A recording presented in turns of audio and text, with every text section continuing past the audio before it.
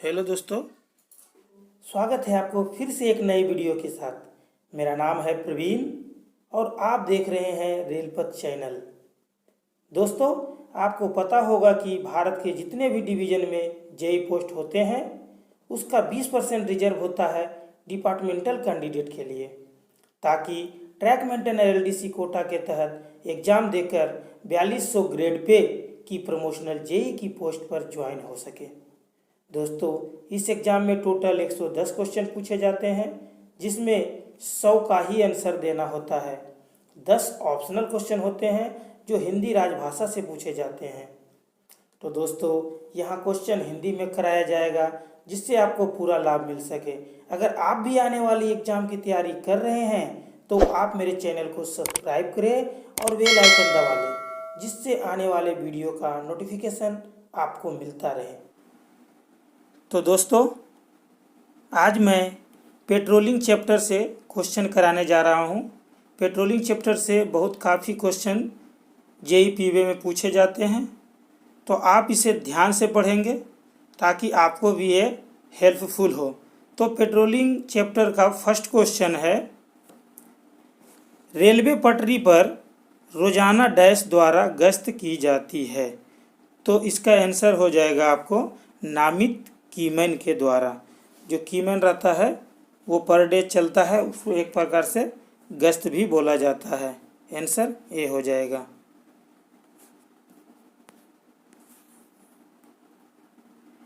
सामान्य वर्षा या तूफान के दौरान रेल पथ पर डैश द्वारा गश्त लगाई जाती है। अगर असामान्य वर्षा या तूफान हो गया तो वो गश्त लगाए जाते हैं। तो वो गश्त कौन करते हैं? तो वो गैंग के द्वारा लगाए जाते हैं। आंसर ए हो जाएगा। संवेदनशील स्थानों पर डैश को तैनात किया जाता है। तो संवेदनशील स्थान जहाँ पे कुछ भी अनविजुअल होने वाला रहता है, तो वहाँ पे कौन सा चौकीदार लगाया जाता है? तो वहाँ लगाया जाता है स्टेशनरी चौकीदार, जो अस्थायी रूप से बैठ के एक ही जगह पे हर गाड़ी को निरीक्षण करते हैं। उसे स्टेशनरी चौकीदार बोला जाता है। आंसर ए हो जाएगा। मानसून के दौरान गश्त लगाए जाने वाले सेक्शन को डैश पदाधिकारी द्वारा चिन्हित और अधिसूचित किया जाता है। तो गश्त लगाए जाने वाले सेक्शन को किस पदाधिकारी द्वारा चिन्हित किए जाते हैं? तो वो किए जाते हैं डीएन द्वारा। आंसर ए हो जाएगा। पदाधिकारी जो सामान्य मानसून की गश्त की अवधि निर्धारित करता है, तो इसका आंसर क्या हो जाएगा? वो डीएन करता है। आंसर ए हो जाएगा। पदाधिकारी जो विधिवत सर्व संबंधित को सूचित करते हुए निर्धारित तिथियों के बाद भी रात्रि गश्त आरंभ या जारी रख सकता है। तो वो किसके पास पावर है? अगर रात्रि को गश्त बंद करने के बाद भी वो अपने हिसाब से चालू रख सकता है, तो वो एसएससी पीवे इंचार्ज के पास पावर है। आंसर सी हो जाएगा। पदाधिकारी जो प्रत्येक सेक्शन जहां मानसून गश्त करना आवश्यक है के लिए मानसून गश्ती चार्ट जारी करता है, तो वो कौन करता है? तो वो एडीएन करता है। आंसर बी हो जाएगा। प्रत्येक गश्ती बिट की लंबाई सामान्यतः डैश से अधिक नहीं होनी चाहिए। तो ये कितनी नहीं होनी चाहिए? तो ये 5 किलोमीटर से अधिक नहीं होनी चाहिए। आंसर ए हो जाएगा। गश्ती के चलने की गति डैश होनी चाहिए। तो उसकी गति जो होनी चाहिए ये 3 किलोमीटर प्रति घंटा होनी चाहिए। आंसर ए हो जाएगा। गश्ती द्वारा गश्त लगाने की अधिकतम दूरी सामान्यतः डैश से अधिक नहीं होनी चाहिए। तो उससे अधिकतम दूरी कितनी नहीं होनी चाहिए? तो वो 20 किलोमीटर से अधिक नहीं होनी चाहिए। आंसर सी हो जाएगा। मानसून गश्त ड्यूटी के लिए चयनित गश्ती को डैश चिकित्सा परीक्षा उत्तीर्ण करनी चाहिए। तो उसका मेडिकल कैटेगरी क्या रहना चाहिए? तो उसकी मेडिकल कैटेगरी जो है मिनिमम A3 होनी चाहिए। आंसर बी हो जाएगा। मानसून गश्ती को अपने साथ रेलपथ संरक्षा उपस्कर और डैश ले जाना चाहिए। तो मानसून गश्ती जो है अपने साथ सुरक्षा उपस्कर के सिवाय और क्या ले जानी चाहिए, तो ये गश्ती पुस्तक लेके जानी चाहिए। दोस्तों इसमें काफ़ी कन्फ्यूजन होता है, बहुत लोग गैंग डायरी मार देते हैं, लेकिन ये गश्ती पुस्तक लेके जानी चाहिए। आंसर सी हो जाएगा। यदि अपनी बीट के अंत में आने पर एक गश्ती को गश्ती पुस्तक लेने के लिए अगली गश्ती नहीं मिलता है तो उसे क्या करना चाहिए, तो उसे अगली गश्ती मिलने तक उसे आगे बढ़ना चाहिए, यानी आंसर ए हो जाएगा। आंसर ए हो जाएगा। यदि किसी स्टेशन पर आने वाला कोई गश्ती समय पर नहीं आता है या काम पर बिल्कुल नहीं आता है तो स्टेशन मास्टर क्या करेंगे, तो स्टेशन मास्टर क्या करेंगे, सेक्शन में प्रवेश करने वाली गाड़ी को सतर्कता आदेश जारी करेंगे, यानी जो भी स्टेशन में गाड़ी आने वाले रहेंगे उसे कॉशन ऑर्डर देकर भेजा जाएगा। आंसर ए हो जाएगा।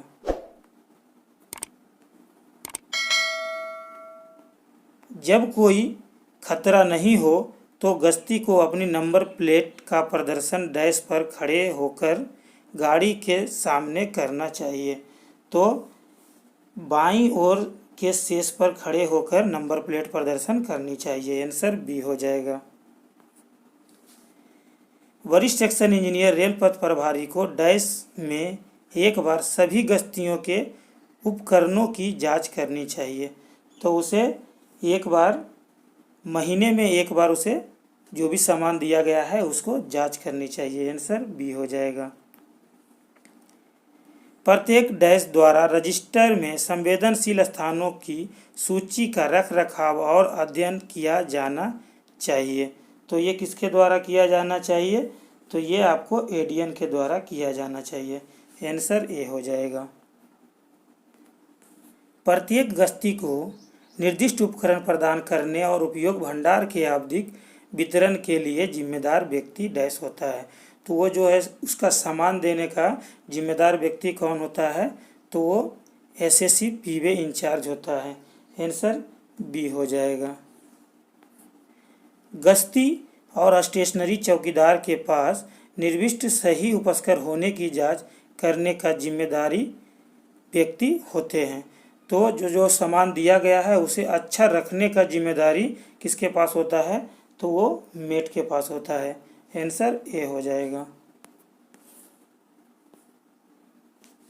IRPWM के अनुसार भारतीय रेल में कितने प्रकार की गश्त प्रचलित है, तो भारतीय रेल में 6 प्रकार का गश्त है। आंसर सी हो जाएगा।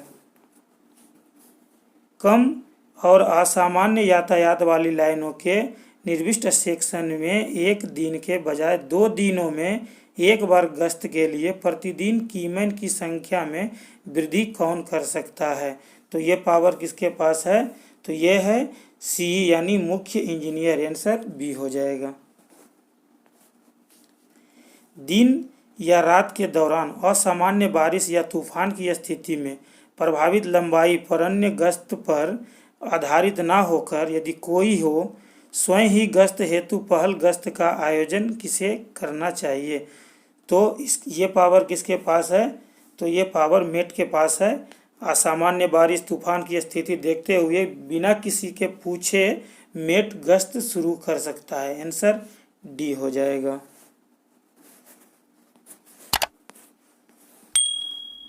घाट सेक्शनों, उपनगरीय सेक्शन या अन्य निर्दिष्ट सेक्शनों में जोड़े में गश्त कम से कम डैश के अनुमोदन द्वारा आरंभ की जाए। तो जोड़े में अगर गश्त होना है तो वो कम से कम वरिष्ठ डीएन या फिर सीओ के अनुमति से आप डबल गश्त लगा सकते हैं। आंसर डी हो जाएगा। मानसून गश्त की निरंतर बीट के बीच कम से कम डैश अवधि के लिए आराम वांछनीय है।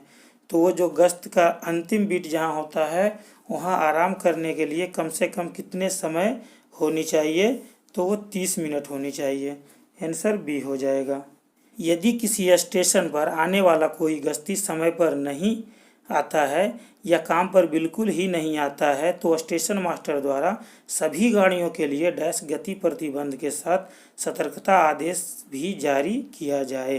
तो अगर गश्ती नहीं आता है तो स्टेशन मास्टर 40 किलोमीटर प्रति घंटा की कौशन लगाकर भेज दिया जाता है। आंसर ए हो जाएगा। एक गश्ती द्वारा तय की गई अधिकतम दूरी सामान्य रूप से एक दिन में डैश किलोमीटर से अधिक नहीं होनी चाहिए। तो एक गश्ती द्वारा तय की गई अधिकतम दूरी कितनी होनी चाहिए? 20 किलोमीटर से अधिक नहीं होनी चाहिए। तो आंसर सी हो जाएगा। यदि कोई गश्ती दल अपने निर्धारित आगमन के डैश मिनट के भीतर भी नहीं आता है तो स्टेशन मास्टर को समीपवर्ती स्टेशन मास्टर को सूचित करना चाहिए और सभी गाड़ियों को सतर्कता आदेश देना चाहिए। तो ये कितने मिनट का इंतज़ार करना चाहिए? तो ये 15 मिनट का। आंसर ए हो जाएगा। प्रत्येक गश्ती बीट की लंबाई सामान्यतः डैश से अधिक नहीं होनी चाहिए।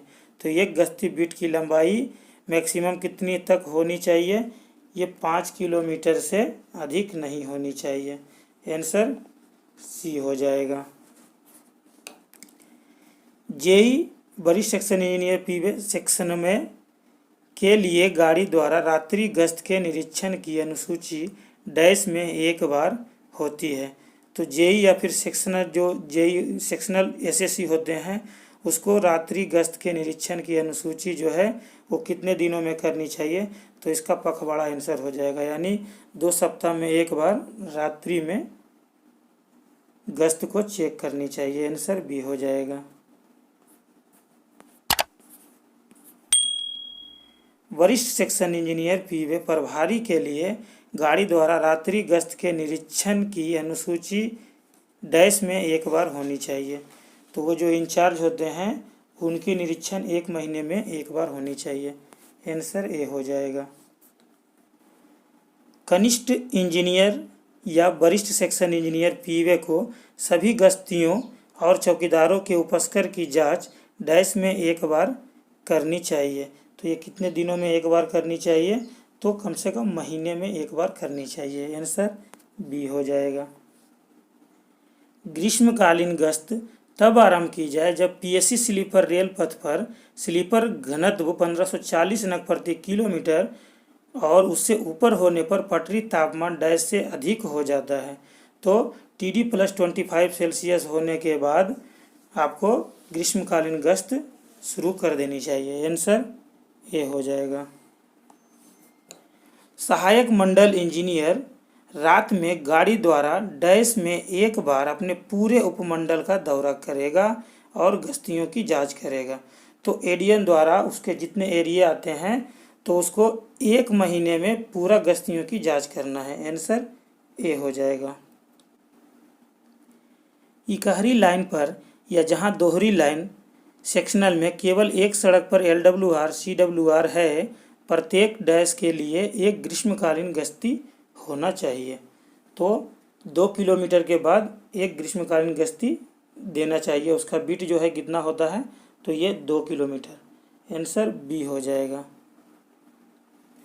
गर्म मौसम गश्ती का आरंभ किया जाएगा जब पीएससी स्लीपर रेल पथ पर स्लीपर घनत्व 1540 नग प्रति किलोमीटर होने पर पटरी का तापमान डैश से अधिक हो जाता है। तो अगर 1540 स्लीपर प्रति किलोमीटर है तो उसमें आपको पेट्रोलिंग स्टार्ट कर देनी चाहिए ग्रीष्मकालीन। तो TD + 20 सेल्सियस। आंसर सी हो जाएगा। दोहरी लाइन सेक्शन पर जब LWR CWR दोनों सड़कों पर मौजूद है, अप और डाउन रोड की प्रत्येक डैश लंबाई के लिए एक ग्रीष्मकालीन गश्ती होना चाहिए। तो अप एंड डाउन दोनों पे है तो उसकी बीट कितनी होनी चाहिए? तो उसकी बीट होनी चाहिए 1 किलोमीटर। आंसर ए हो जाएगा। जब पटरी का तापमान डैश से नीचे चला आता है तो ठंड के मौसम में अनिवार्य रूप से गश्त आरंभ की जाए। तो आपका आंसर हो जाएगा TD - 30 सेल्सियस। आंसर डी हो जाएगा। सेक्शन जहां ठंड के मौसम में गश्त की जानी है को रेल बेल्ट फ्रैक्चर विश्लेषण, रेल संचालन की सीमा, अद्वितीय रेल नवीकरण और यातायात घनत्व के आधार पर डैश द्वारा निर्दिष्ट किया जाए। तो जो है आंसर इसको सीनियर डीएन कोऑर्डिनेशन के द्वारा, आंसर सी हो जाएगा।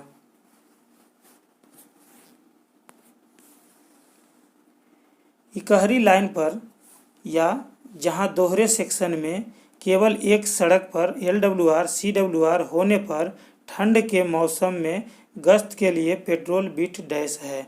तो गश्त के लिए पेट्रोल बीट कितनी है? तो ये 4 किलोमीटर, आंसर डी हो जाएगा। डैश द्वारा कटिंग और हिल संवेदनशील के रूप में नामित किया जाए। तो आपको ये आंसर हो जाएगा बी, यानी मंडल इंजीनियर, यानी डीएन, आंसर बी हो जाएगा।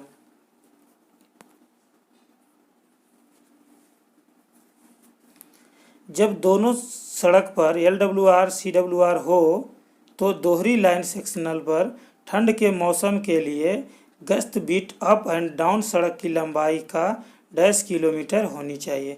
यानी अगर दोहरी लाइन है, डबल लाइन है, तो उसकी बीट कितनी होनी चाहिए? तो उसकी बीट जो है 2 किलोमीटर होनी चाहिए, आंसर बी हो जाएगा। वरिष्ठ सेक्शन इंजीनियर पीवे प्रभारी सहायक मंडल इंजीनियर के माध्यम से मंडल इंजीनियर को एक प्रमाण पत्र प्रस्तुत करेगा कि मानसून आरंभ होने से डैश पहले ही अग्रिम रूप से उन्होंने मानसून गश्त के लिए सभी व्यवस्थाएं कर ली है। तो वो जो पीवे इंचार्ज है एडीएन के माध्यम से डीएन को एक लेटर भेजेगा, उसमें बताएगा कि मैं पूरा व्यवस्थाएं मानसून के कर लिया हूँ। तो वो कितने दिन पहले भेजा जाना चाहिए? तो ये भेजा जाना चाहिए आपको 1 महीना पहले, आंसर सी हो जाएगा। यदि पुलों में पानी का स्तर खतरे के स्तर तक पहुंच जाता है तो गश्ती स्टेशनरी चौकीदार को चाहिए। फिर वो क्या करना चाहिए? तो उसे रेल पथ की सुरक्षा करें और वरिष्ठ सेक्शनल इंजीनियर रेल पथ निकटतम स्टेशन मास्टर को सूचित करें। ये सभी को आपको बताना है, तो आंसर सी हो जाएगा। जब वाश आउट होता है तो गश्ती एक तरफ की सुरक्षा करने के बाद दूसरी तरफ की सुरक्षा डैश संभव साधनों में से एक द्वारा करेगा। तो इसका आंसर क्या हो जाएगा? खतरे के संकेत को सर्वोत्तम संभव रूप से दूसरी ओर से आने वाली गाड़ियों को दिखाते हुए और संभावित संचार द्वारा स्टेशन मास्टर को सूचित करते हुए, यानी आंसर सी हो जाएगा।